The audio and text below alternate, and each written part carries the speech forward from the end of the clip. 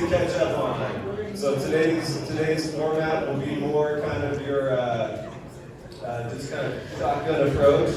I hope all of our presenters came ready with their 3 minutes elevator pitch. There won't be any questions. I hope audience is ready to take notes on all these updates that are going to happen. We missed a lot just because of our last meetings have been devoted to what's happening in our community.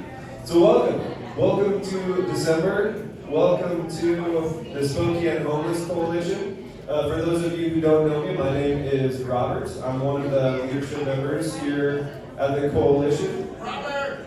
Thank you. And so I love this time of month. It's so refreshing to see all of your faces and all the hard work that you're doing. And for this, if this is your first time, welcome. I encourage you to continue to come back each month and kind of get engaged with the Spokane Homeless Coalition listserv, and Barry can help connect you with that email chain in the back if you want to get his contact afterwards. And so typically when we start these meetings, I like to start off with a little reflection. I work for Providence Community Clinic, and I always kind of start off with a reflection associated with Providence's mission to be expressions of God's healing love, witnessed through the ministry of Jesus, steadfast in serving all, especially those who are poor and vulnerable. And today's reflection, if you can't tell, will probably be around the nativity, right? The Christmas season that we're in. And I'm always reminded during this time of year, and usually my reflections go around the guy mentioned in Providence's mission, but I'm always surprised at where Yahweh is. Where the guy mentioned in Providence's mission is. And it leads me to a story way before the nativity scene. We'll get to that.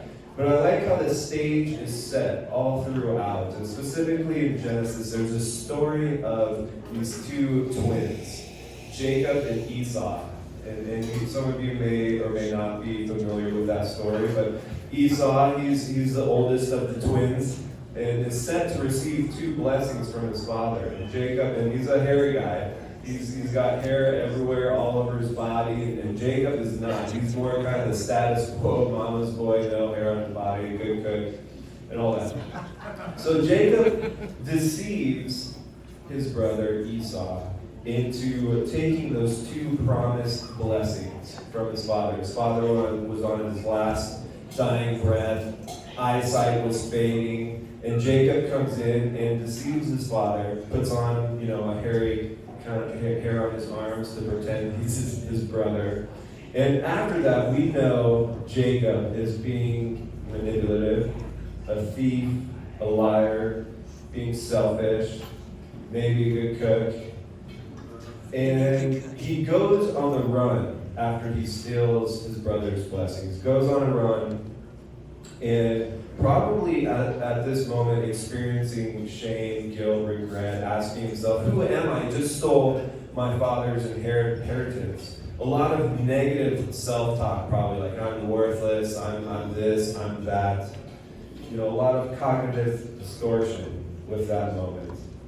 And when he's on the run, he has this such radical, dramatic dream. And that dream was this huge stairway to heaven. And no, not the Led Zeppelin Stairway to Heaven. There may be some resemblance. But it was a stairway going from right where he was all the way up to heaven. And there was angels descending. And at the top, God says to him, I'm with you. You are going to have multiple descendants. I'm going to work my promises through you. He wakes up and he's surprised, and he's saying to himself, surely the Lord is in this place. And I was not aware of it. I was not aware of it. And you fast forward to compounding similar themes all throughout this storybook. And you find the nature of Yahweh revealed in this nativity moment. On Christmas, the story of Christmas, you find him. And where do we find him?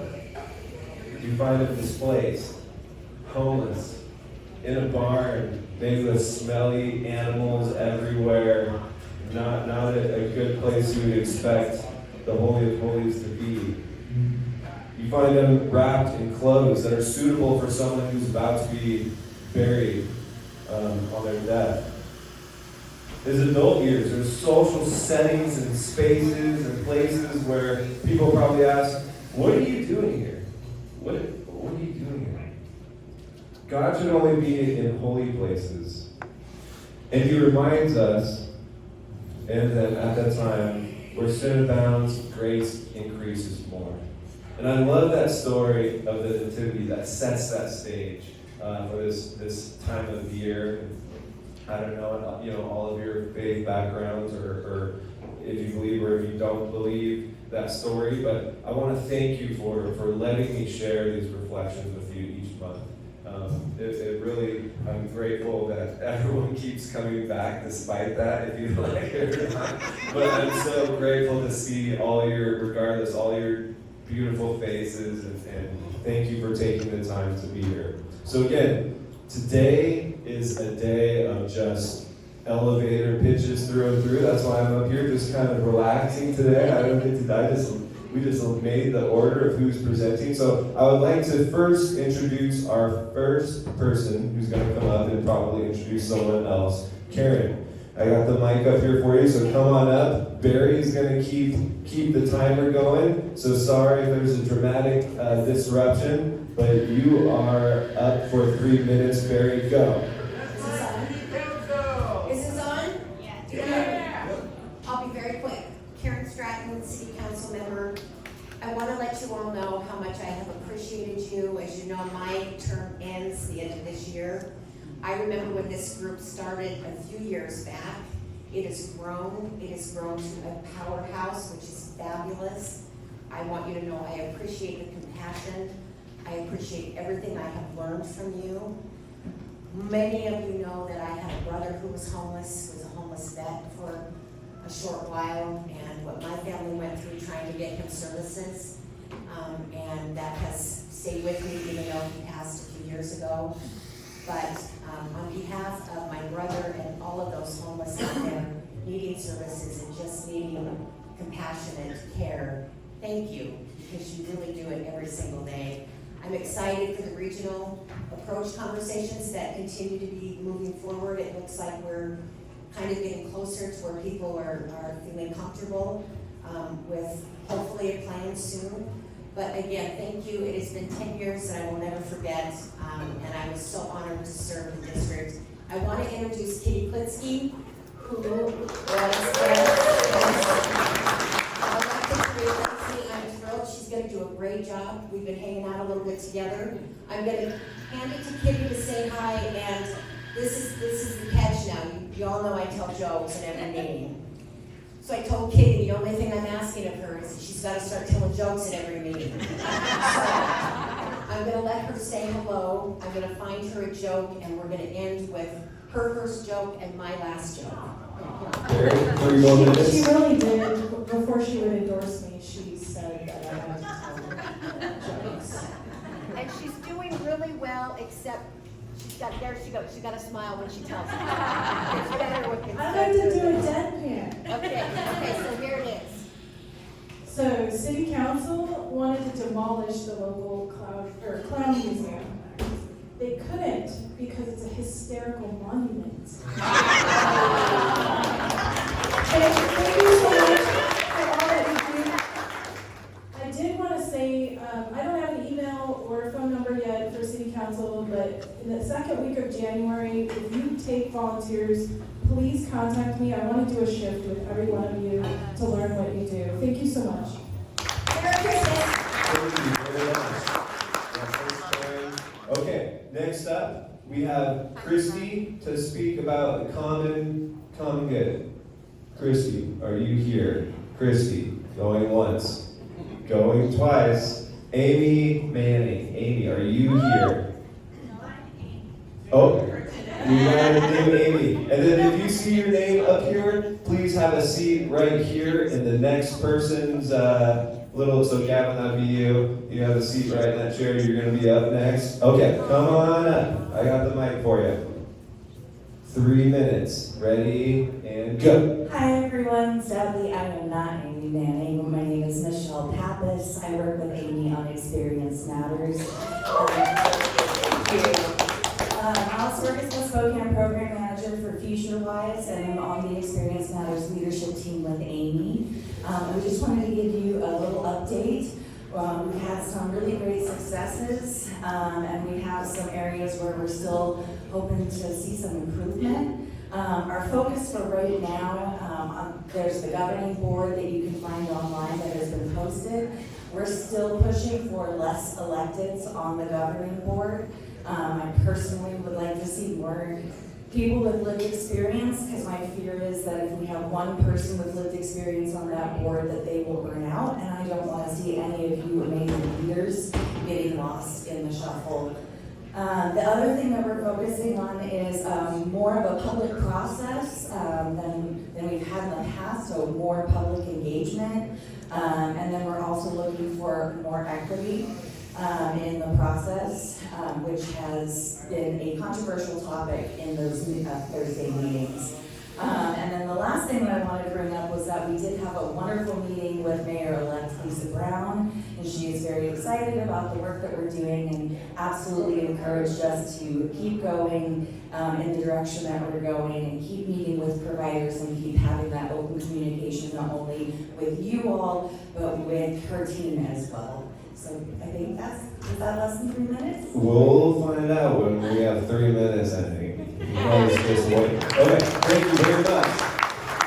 All right, now we have Gavin, and up next is Nicolette. Gavin, 3 minutes, ready, and go. So on the homelessness response, regional response, we've concluded about 6 months of bi-weekly meetings, 2 electeds, 8 jurisdictions, and as we concluded that, we have what I would call a political solution.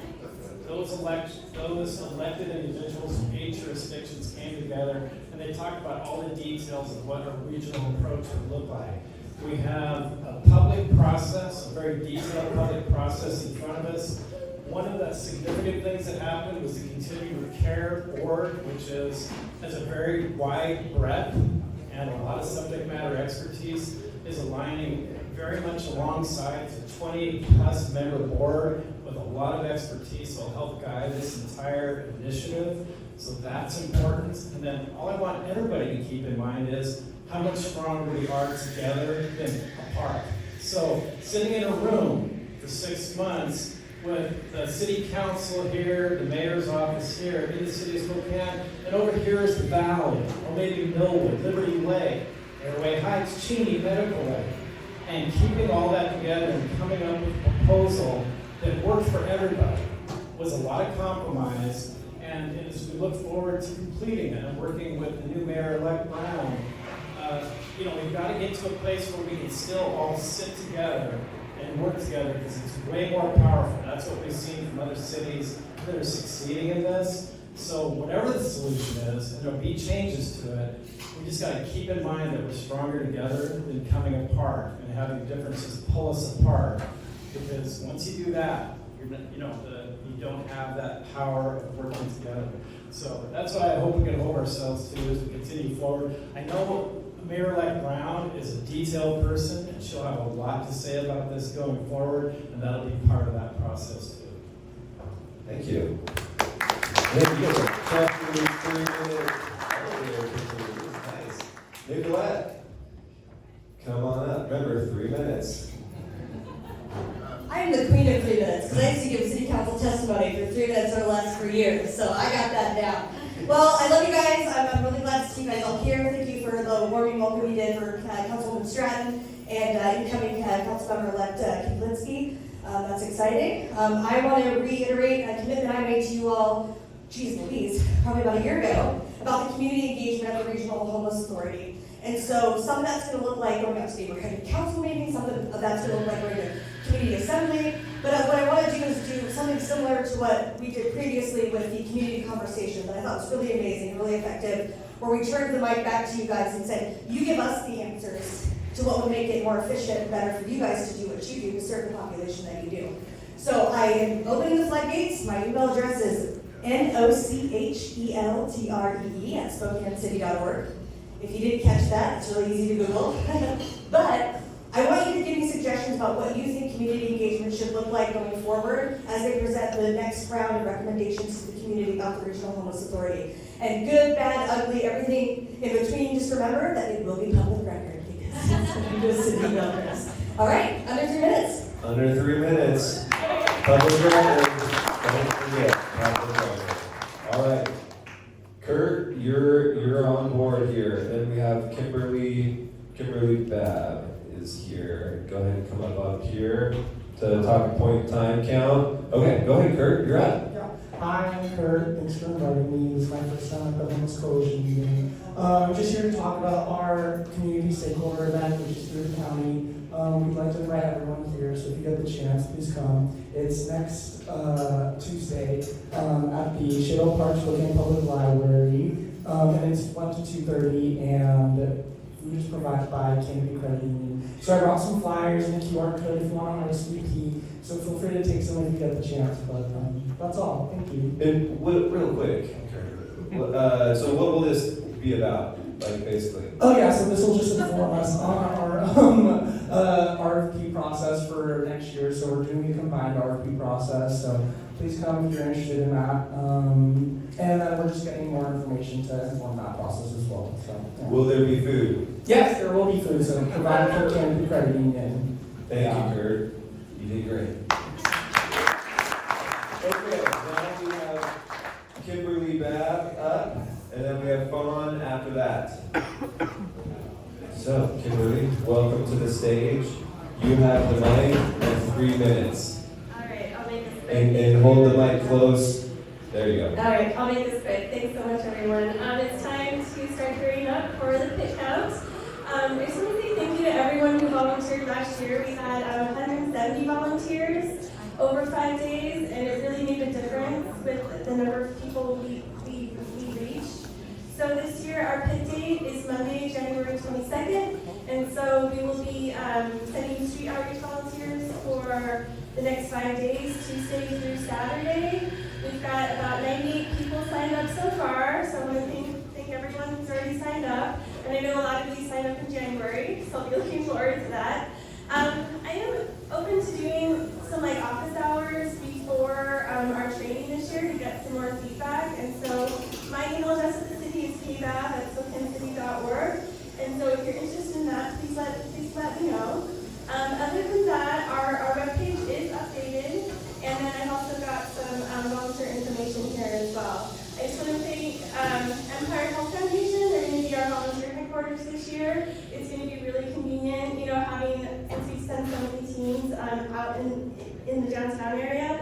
And we'll also be doing a significant number of events at the Central Library. And so if you have any questions, yes, please feel free. I just want to remind everybody that Spokane Homeless Connect, we will also have a meeting there, and that's January 25th from 10 to 4. Yes, and close. I'm sorry. Repeat that for the camera. We'll We do a just want to let everybody spoiler. know that there will be pit counters at Homeless Connect, and you can sign up to do the pit surveys at Homeless Connect on the city's webpage. So we work closely with the Homeless Connect team. So that's great. Thanks so much. And so if there are any other questions, please feel free to email me at kbabb@SpokaneCity.org. And what's the timeline of the report out for the pit count? So the 2022 report is on the CHH webpage. The report out for the final pit count is the HUD due date, which would be, I believe, the end of March. Perfect. All right, thanks so much. Thank you very much. Okay, up next we have Fawn, and then the Health District representative is up next. Fawn, welcome. Hello, I'm glad to be here today. I'm representing the mayor's transition team. We are very excited about the new administration and some of the exciting things that Mayor-elect has in store for her planning and for this community. So her key points are she wants to make sure that we engage collaboratively, we are inclusive and mindful, We really have a learning mindset around what do we need, what do we have existing, what do we need moving forward, and really supporting all people. Some things that she really wants to highlight is that we bring community voice to this new administration. That's really one of her key initiatives. And the committee all the committees have been published, so just take a peek. I know they're published in the Spokesman and a couple other places. For health and homelessness, that's the one that I'm co-chairing with Dr. Louise, as well as Marty Dickinson. Our draft focus areas are homeless outreach and street medicine. That's a key priority for Mayor-elect, as well as HMIS system. Data is incredibly important. She wants to make sure that we are focusing on a data system that really tells the story of what we need and what we need to do to move forward, and where our gaps are. Emergency shelter options for the unhoused is also the next priority, as well as increasing housing options at all levels, which if we're sitting in this room, we know that that also is a huge priority. Mental health and substance use treatment capacity, I think we can all agree that that's a challenge, and improving health disparities. Through the process, we'll have 3 different meetings between now and the middle of January. They're 2-hour meetings with the committee members. From there, the chairs of each committee will be responsible for taking that voice, bringing it to give priorities, 3 to 5 priorities in each area, in which we will make recommendations for her first 90 days, and then the next 4 years in priority from there. Those priorities have been asked to be including what she focused on for her campaign. Did I make 3 minutes? Yeah. Oh, you'll know. We'll know. Someone's got a cave here. What's the website, Fawn, where people can they can put info in through the website? Yes. I do not have that memorized off the top of my head. What's the website? We'll find out and get it posted. On the coalition listserv. It was just published with everything that went out to the Spokesman. It's not lisabrown.com, but there is a special website. You are correct. Stay tuned. That's 3 minutes. All right. Regional Health District, you are up. Good morning, I'm not Kara Lewis. I am her colleague Erin Whitehead, one of the epidemiologists at the Health District. I'm here to talk to you about our Shigella outbreak and people experiencing homelessness. We declared that outbreak on November 20th. I will tell you first, before I go into the details of that, what Shigella is. Shigella is a bacterial infection that's spread from person to person, the fecal to oral route, so basically someone has an extremely small amount of microscopic poop on probably their hands, and they spread it to others through sharing cigarettes, drug paraphernalia, touching surfaces, sharing food, and someone, gets that then in their mouth and gets Shigella. So it's the only way to really defeat Shigella is through hygiene, so enhanced hygiene and sanitation practices, which is obviously a really difficult thing for this population. We also declared a separate outbreak at TRAC this week for Shigella. It's pretty widespread throughout the community. Most of the cases that we're aware of have had very severe illness and have been hospitalized, and that's how we know about them, but we have had quite a few reports from community partners about people experiencing diarrheal illness, which is already symptoms, diarrhea, fever, abdominal pain, but like pretty severe diarrhea. People throughout the community experiencing that and being treated by street medicine, but not necessarily being seen by medical providers. So hand washing, hand sanitizer, enhanced sanitation of high-touch surfaces, bathrooms, door handles, places where people cook and eat, prepare food. Most sanitizers work against Shigella, but you might want to double check that. Bleach, water solution definitely works. We have some handouts we prepared. I don't have them with me, but I can provide them to you. Just fact sheets that give you all the information, and then some that I provided today. And I will be here afterward if anyone has questions, and I have my card if anyone wants to follow up with me, email or phone. Perfect. If you Question from send Beth. the fact sheet to me, I'll send it out on the listserv. Okay, great. Thank you Thank very you. much for your time. This is great. I just get to hang out and listen to this. Julie, you're up, followed by Maurice. Julie. Hey friends, I am not Julie, but I'm Johnny, and I'm on the list too. This is a little team that we brought talking about starting temporary warming shelters in faith community buildings. If you guys were here in September, you know that I was kind of voluntold to pursue this, which I was excited about, but we're trying to gather a team, and this is a good chunk of the team, so a little update for you today. So I'm going to talk a little bit to the churches or people in faith-based spaces. And then I'm going to talk about part of what we're doing is trying to open up temporary space for people experiencing homelessness in a coordinated way, which makes it safe for churches to feel comfortable and neighborhoods to feel comfortable. And in doing that, Christian has come alongside us, Amy Manning, some of the folks in Experience Matters, to really support churches who are willing and ready to do this. This is just simply overnight space. This is not day center space. This is 12 hours. It's volunteer ran. There's not funding for it. And the reason that I'm doing it is because of this man that Robert speaks of in the storybook that we all read. And it is, and I believe, our obligation to our community. While all this transition is going on between new mayors and politics and everything else, right now there are people dying on our streets. And as a community member, to me, that's not acceptable. As a church, it shouldn't be acceptable to you guys either. So if you're interested, we're gonna have a meeting after this, and we're meeting regularly with churches to get this up and running by the end of December. So reach out to any of us, and we'll put our names and information on the website. Thank you so much, you guys. I'm excited for that. Good job. Can you fit it in? And Well, they each get 3, so it's 9 yeah, minutes. yeah, sure. Go ahead. We got time.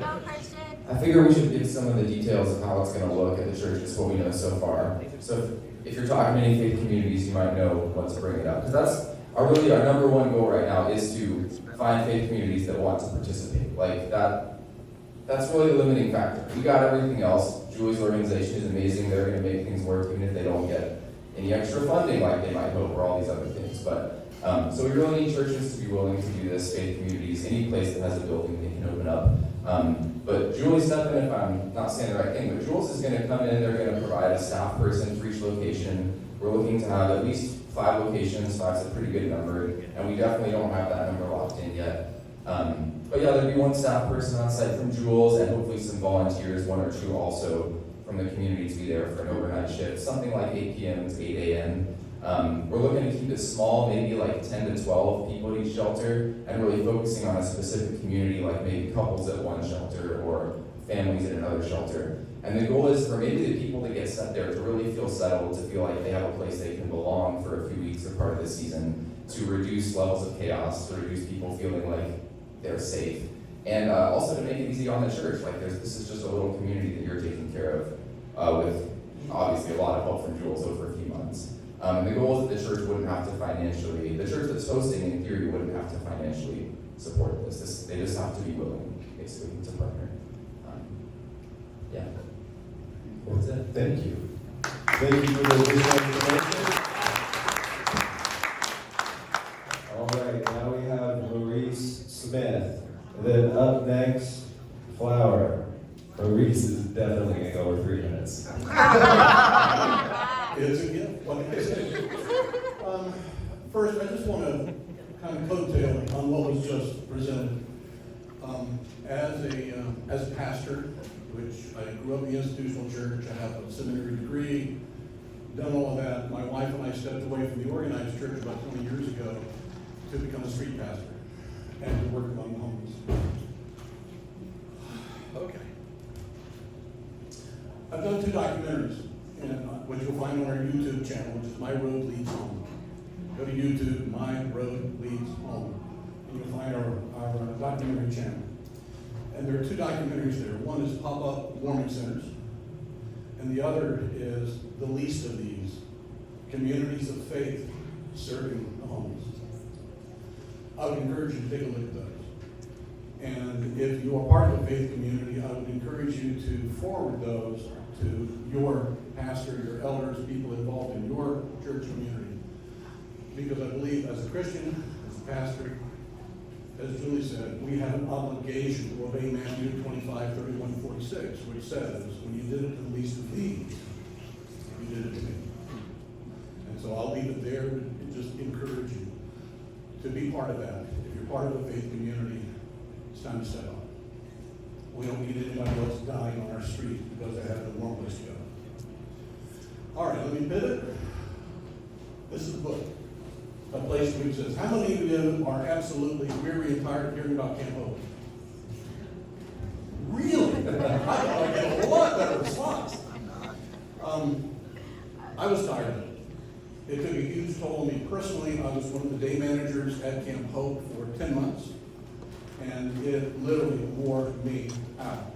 And my wife was very concerned about my own physical health, because I was hurting all over by the time it was done, and spiritually exhausted, I'll just admit it.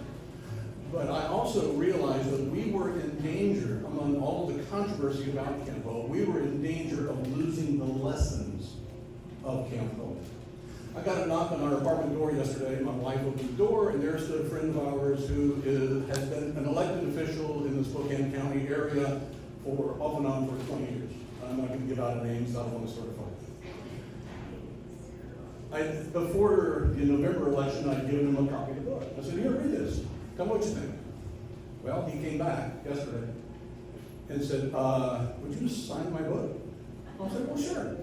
So I brought him in, signed the book, I opened it up, and I could tell, you always tell when somebody has read a book as opposed to sitting on the coffee table and never opening it. You know, the pages are bent, the spine's bent, they're dog-eared.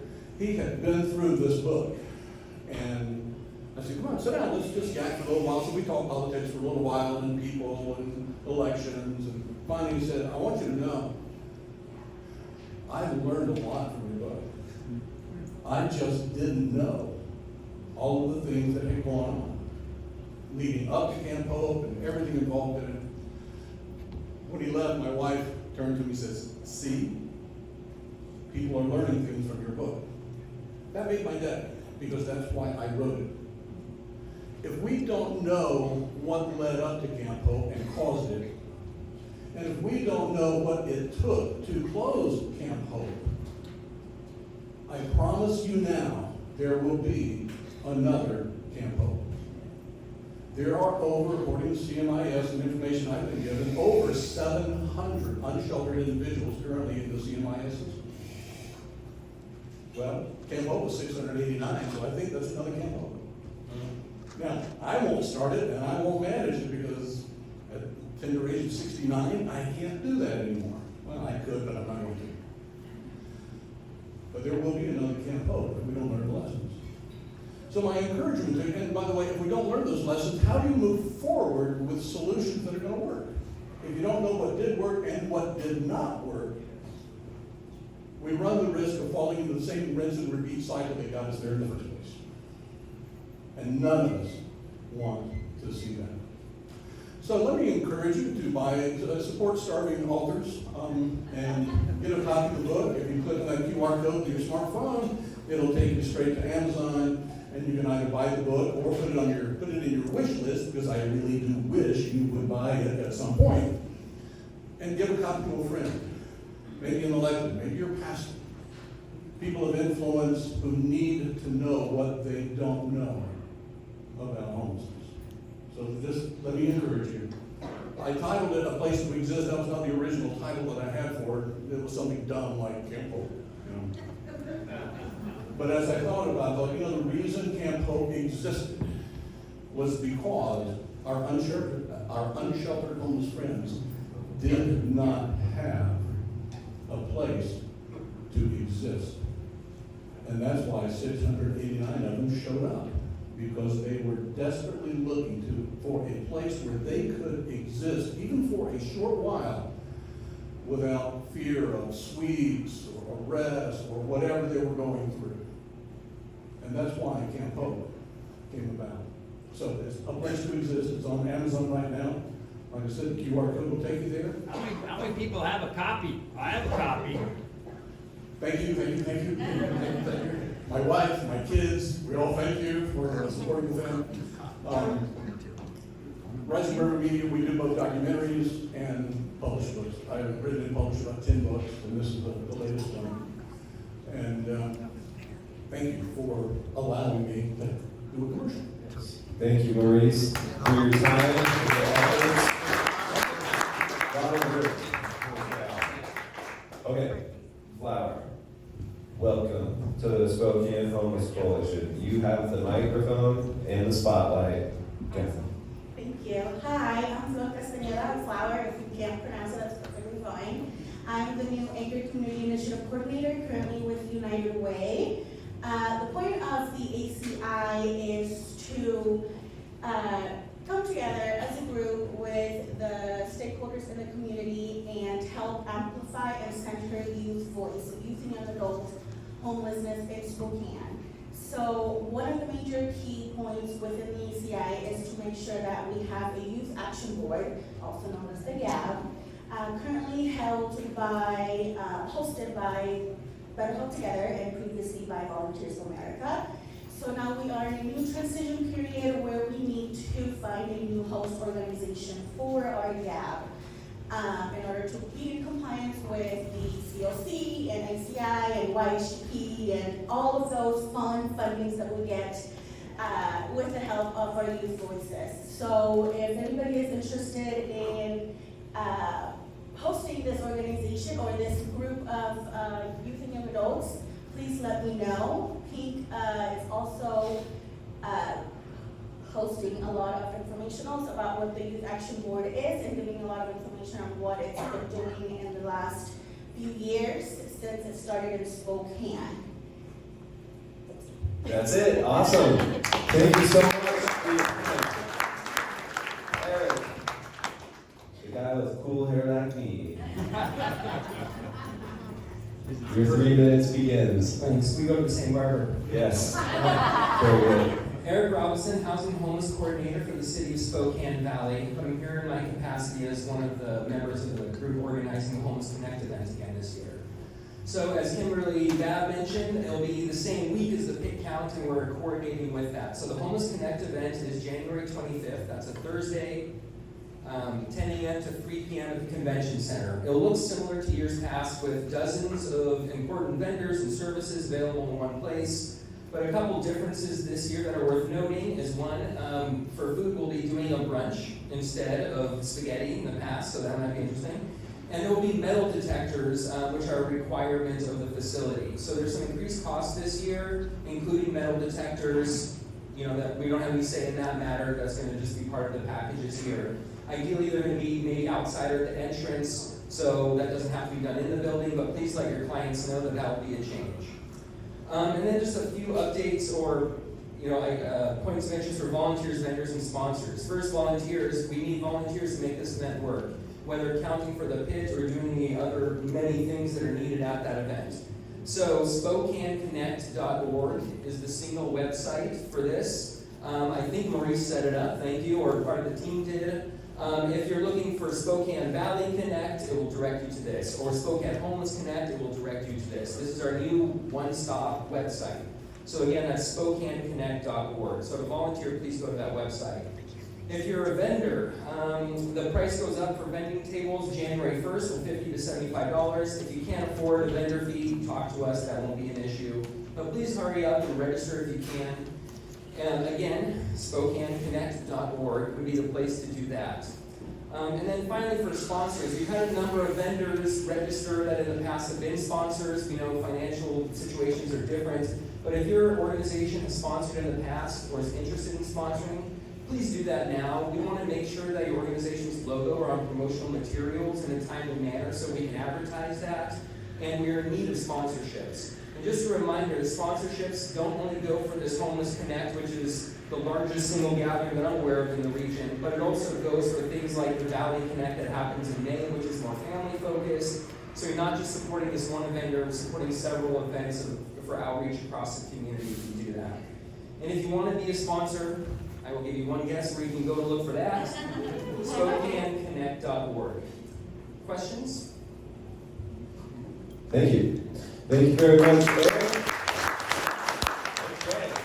So that was all of our scheduled, aligned individuals to speak. So now we are going into an open mic time. And this could be related to announcements at your organization. It could be things you want to call someone out and say, man, I really enjoy working with this organization. Or you want to just praise someone or call them out. This is a good time to do that. Please go ahead and line up on the stage or next to the stage there. I do want to put a quick plug in for the Homeless Coalition leadership. So we want, for Christmas, all we want for Christmas is someone who is very capable to assist us in managing our website, but then also keeping up with some of the video tech stuff that gets posted on the website. So we want all we want for Christmas is a specific individual for Santa to give us this gift this year. So if you are interested in being that person, or if you know someone, please introduce us. I'd like to chat with them. But then also, I want to again thank everyone for being here. If you know someone who you want to bring, who's not necessarily engaged but curious about what's going on in our community, bring them along and introduce them to this platform, because I really believe what you guys are doing is an amazing thing. Okay, so who's up first? Awesome. Go. Hi everybody, I'm Sherry Gunchitano. I am founder, director, and community coordinator for Spokane Valley Community Advocates. Hopefully everybody knows who we are. We serve the greater Spokane Valley area with resource navigation. We'll be starting our resilience education basic living skills workshops in January. And then we have REACT, which is a rapid response network. And a couple updates. In the 1st of November, we moved from a 10 by 20 to a 10 by 40 storage unit, which is huge. We get the Walmart donations from the Valley Superstores, so we needed more room. And in the month of November, we have given out more than $3,000 in apartment essentials for those moving from shelter to permanent housing out in the Spokane Valley. So that's also a big deal. Saying that, we are low on some basics. So we're hoping that the community will come forward and donate some of the items that we need: silverware, towels, bathroom stuff. If you go to our Facebook, just Google Spokane Valley Community Advocates. I have a post on there with a list and a form that you can fill out, and then we will contact you and find a way of picking it up for you. And pay attention to our Facebook more than our website; it needs work. And we will have the schedule for our workshops coming out the 1st of January. Perfect. Thank you very much for your time. Judy, welcome back. You are up. So this is for providers out there who have clients that are trying to access showers. So Jules mobile shower unit can't run in the winter once it doesn't get above 32 degrees. But we have had an amazing opportunity to provide indoor showers at the same location, which is the Providence Community Clinic, on Tuesdays and Thursdays. Our Friends Experience Homelessness can come inside and shower in there. So Tuesdays and Thursdays, 9 to 4 is the times that it's available. Thank you so much. 9 to 3. All right, you're up. Yes. Yes. Hi, I'm Chris Scheller with Revive, and I work at the track. Excuse me. I work at the track shelter. So I've been there since October 1st of 2022, and we do a lot of big things in the back. We have a back office. We had to fight for that space. There's a lot of problems we had to go through to get where we're at as far as Revive goes. Anyway, it cuts me in my heart when I hear providers out there talking about track and how terrible it is, and they don't realize, they don't mention the good. Let me just say a little something. There are 10 times the amount of people living on the streets than the 350 people at track every night. At least at track, they have a bed, warmth, some food, though not decent. There are services, supports, porta potties, showers. That's better than the conditions for the 3,500 others with no options, barely surviving the streets. Track is a much better place, but it's all about perspective. And experience does matter as survivors. Providers. As providers, we know that experience matters. And so I am in there, I'm there 5 days a week for over a year. It's a better place than the streets and better than jail. Anywhere but jail. Thank you very much for your time. Coming up with the Look what I can do. and your Christmas gift. All right, come on up. Here we go. Dan, I'm with the Union Gospel Mission Men's Shelter. Just a small thing we do because they are open. When it's below 32 degrees, we offer 12 beds that don't have a sobriety requirement, don't have a drug requirement. I wish we could do more, but I do bring that up because from 9 p.m. to 6 a.m., oftentimes we don't fill those beds. So at 1224 East Trent, when it's below 32 degrees, we've got those open. They're first come, first serve. Thank you very much. Come on up. Hi. Good morning. Good morning, everyone. I'm Dora Rahima Hunter, and I am the statewide organizer for Resident Action Project, which is a program out of the Washington Low Income Housing Alliance. And I'm up here to talk about a couple of events that are coming.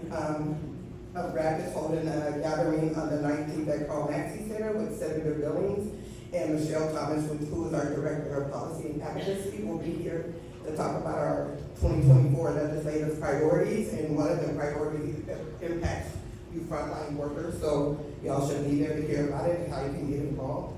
And that will be the 19th, and Mary sends it out, so it's in the Google group. And we're also holding in person in 2024 the Housing and Homeless Advocacy Day. So save the date for January 30th, and the registration will be coming out soon. So I have to ask, how many have been to Olympia for Housing and Homeless Advocacy Days? Do y'all know what that is? Okay, so we really need our voices heard over there, so we can get what we need over here to help our unsheltered folks and those who are at risk of becoming homeless. Yeah, thank you.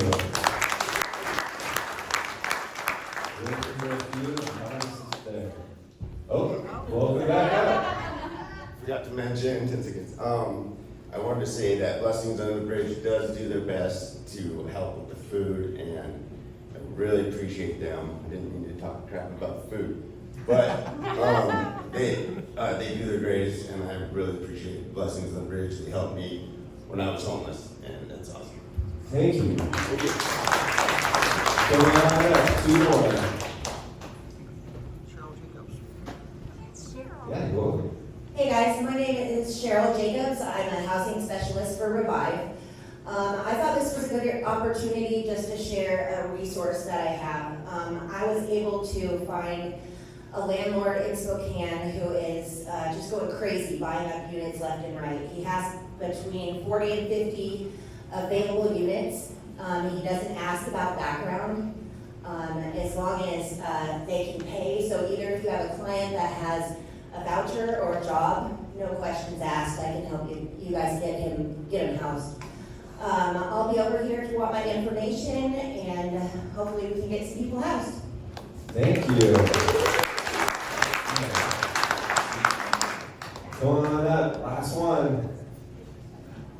welcome back. Hey, I'm Johnny Edmondson. I was here earlier, obviously, with Shadle Church and Growing Neighbors. Want to make sure we didn't go over, so I'm coming back. Anyways, if you needed a flyer or want to know more about what we're talking about, we did bring some. A digital flyer has been sent out through the thread as well. I just wanted you to know, like, this isn't just like an us thing, people who are up here. It's meant to be an all of us thing. So we really invite anyone into this effort to reimagine how we could create space in faith community buildings for our Runhouse friends to come in. So if you're part of the faith community, we would love for you to have this conversation with that community. We'll come alongside you to be part of that if that helps. If you're a service provider, we would love for you to get involved too. It's not just a Jules thing or a Slick thing. Like, really, we want anyone and everyone to be part of it. If we do really well in like 1 or 2 or 5 spots, we can see it really growing and spreading. So we love your support in making it go really well, so we can have a great story to tell. Also want to make it clear we're having a meeting about this right after this meeting in this place, just maybe over here-ish. So don't go anywhere if you want to talk more about it. If you have questions about it, we're here to process with you. Thank you. Thank you very much. And thank you so much for everyone that's coming. Barry, you got something? Just, if anyone would like to help put the room back in order, it's a little complicated, but we stack the chairs 12 high, and we don't stack 4 chairs at each table. So. Thank you. That's enough. Chair height 12. Tables, leave them. Awesome. Thank you guys so much for coming to the December Spokane Homeless Coalition. Maybe we get some Christmas music going and networking and sharing of resources and with Santa's help,